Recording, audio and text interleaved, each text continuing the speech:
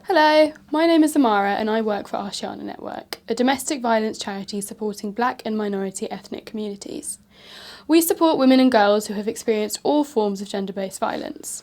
We are committed to ending violence in our lives and our communities and believe that education on gender-based violence is the way to dismantle its effects in our society. I'm going to be discussing harmful practices and the most common types that we see as professionals. Please note, however, that this list is not exclusive and that many activities that we might not consider to be harmful practices actually are as well. Harmful practices are forms of violence committed primarily against women and girls for so long that they are considered acceptable cultural practice by the victim and or the perpetrator. Victims and perpetrators are not confined to one ethnic or religious group or gender. Harmful practices are dependent on a so-called honour-based value system. This is where a premium is placed on the concept of honour. One's reputation is dependent on their actions and the actions of their family. This so-called honour code is established to punish people who are accused of committing acts that bring shame on the family. So-called honour-based violence can therefore be described as violence committed for the sake of maintaining the honour and the reputation of the family and community.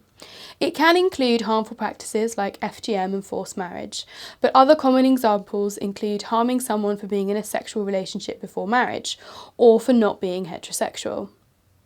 Like domestic abuse, the violence used is not exclusively physical and can also take the form of emotional, psychological, sexual and financial abuse.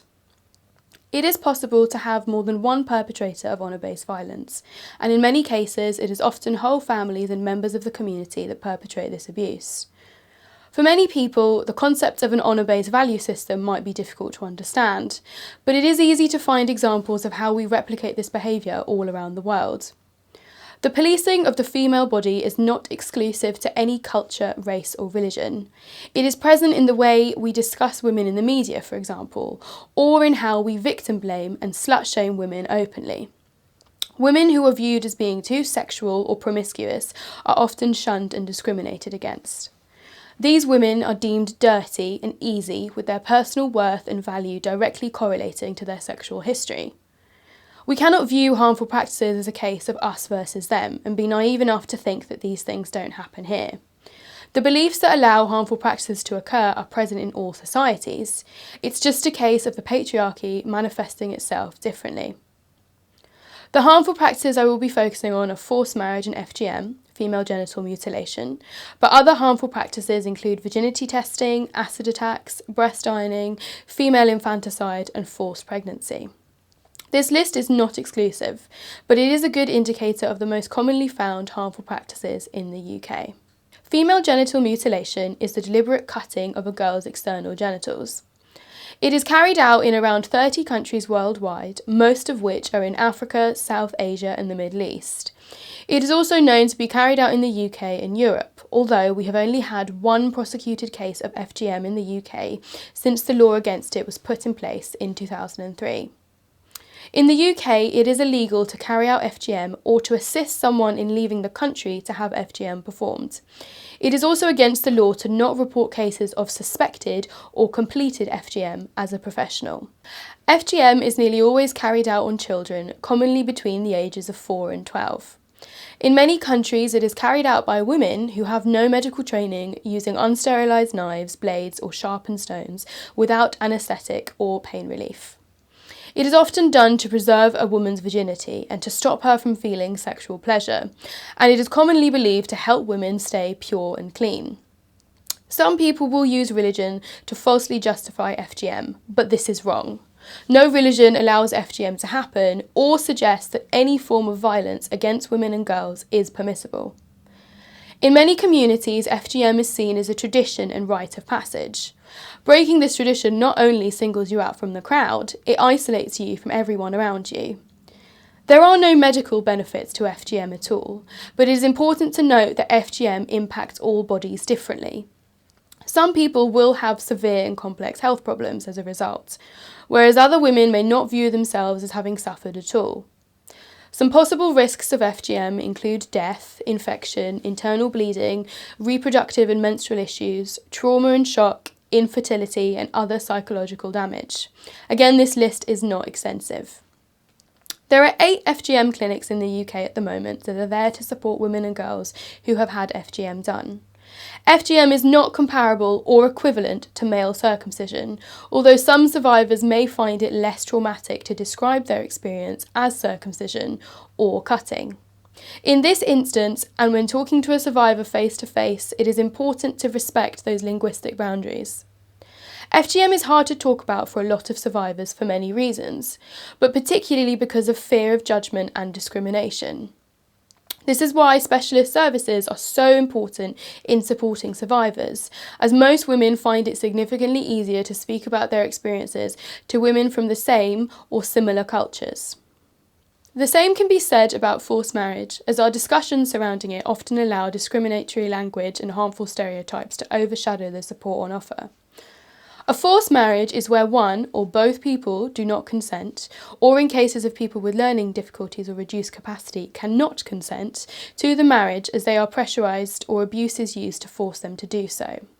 It happens to men and women and can occur in the UK or abroad. It is illegal to force someone into a marriage in the UK or to threaten them with a forced marriage. Forced marriage is not the same as an arranged marriage. In an arranged marriage, the family of both spouses are involved in finding the partners and arranging the marriage, but the spouses have the final say about whether the marriage goes ahead. Arranged marriages are consensual, and both partners have the freedom and capacity to say no at any point. Arranged marriages may not be your preferred method of entering a relationship, but when speaking to students, it is important to remove any judgment and bias. Many of your students will have parents or relatives that have had arranged marriages, who are happy in these relationships. It is also important to recognise that arranged marriages don't belong to any one culture either. The British royal family, for example, was almost exclusively run on arranged marriages. You might wonder why it can be so hard for survivors of harmful practices, or those at risk of so-called honour-based violence, to leave their families. Seeking support for harmful practices is never easy, particularly if the violence you're experiencing is from your family and close community. Reporting this abuse and leaving these relationships can often lead to total isolation and removal from everything and everyone you've ever known. Some people also face additional barriers when accessing support that is important professionals take into consideration. These can include racism, Islamophobia, anti-Semitism, homophobia, transphobia, and any other form of discrimination. Language barriers can also create difficulties in seeking support, as well as insecure immigration statuses. Many survivors do not know their rights and so will stay trapped in these situations because they don't think they're entitled to any help. Many people are afraid of not being believed, which is why it is so important to validate someone's experiences when they disclose something to you. Here are some practical tips for you as teachers. When talking about harmful practices and gender-based violence as a whole, it is important to be mindful of the language you use. As professionals, we must be careful not to reinforce negative and offensive stereotypes surrounding harmful practices. We have to approach these topics with an open mind and a desire to learn. It is always better to use resources and the words of survivors and specialist organisations, as their lived experience is a more accurate representation of what surviving a harmful practice is actually like. It is hard to know what signs to look out for that indicate potential honour-based violence, as to some extent all young people fear the judgment of their parents and carers. It becomes a concern when the fears are surrounding violence and destitution, or when there's an indicator of existing abuse. You should watch out for changes in a student's behaviour and mood, as well as mentions of long periods abroad and becoming a woman. In many cultures, the start of a girl's period is a cause for celebration, but when the discussions are centred on medical operations and coming-of-age procedures, then there might be a cause for concern. Prolonged absence from school is also a risk indicator of FGM and forced marriage, although FGM is commonly done during the summer holidays as this allows time for recovery. With regards to FGM, it is often easier to spot signs it's happened after the incident. Some of these signs include discomfort sitting, going to the bathroom a lot, frequent UTIs and infections, not wanting to take part in PE or to change in front of people, and stark changes in behaviour. Harmful practices need to be assessed on a case-by-case basis, as speaking to family members and alleged perpetrators can often make the situation worse. You should not assume that because there is a history of FGM in the family, a child is always going to have FGM done, as many survivors are aware of how damaging FGM is. Before speaking to a family member, it is best to discuss the concerns thoroughly with your safeguarding lead and assess the situations together. Students should also be advised not to take on the responsibilities themselves and confront family members about dangerous beliefs, as doing so could endanger their lives.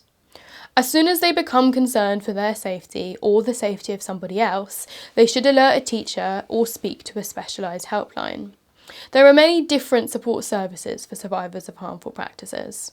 The government run both a forced marriage unit as well as an FGM unit.